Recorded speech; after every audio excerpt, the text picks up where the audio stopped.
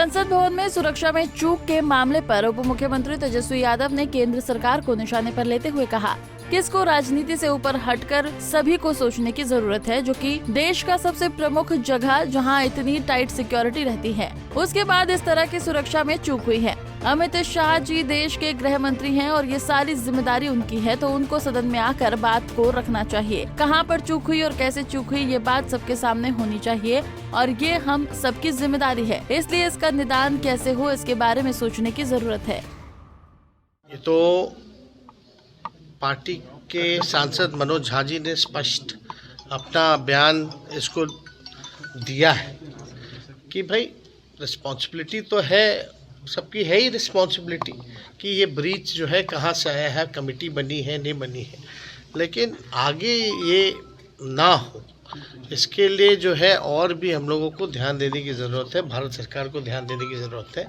और जहाँ तक गृह मंत्री जी से लोग अपेक्षा कर रहे हैं कि इतनी बड़ी हादसा हुई है, तो कम से कम सदन में आकर के इसकी बात को जो है रखें कि कहाँ गलती हुई, किनके कारण गलती हुई, कहाँ हम लैग किए। तो कम से कम एक अपेक्षा है कि गृह मंत्री सदन में सभी सांसदों के सामने वक्तव्य अपना दे, तो इसमें कोई बुरी बात तो है नहीं, लेकिन ब्रीच हुई है तो ये गंभीर मसला है, इसको लाइटली नहीं लेना चाहिए।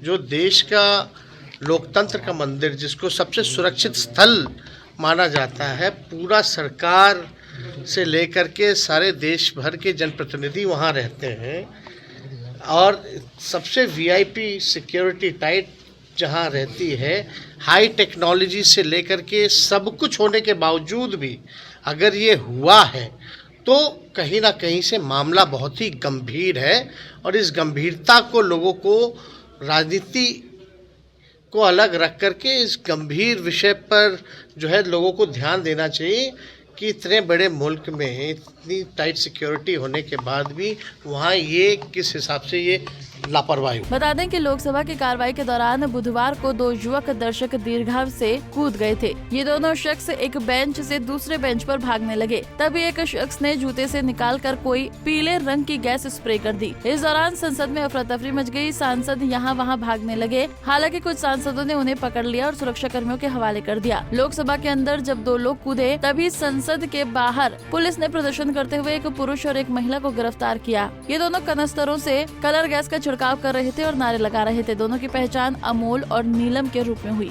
पंजाब केसरी टीवी के लिए पटना से संजीव कुमार की रिपोर्ट।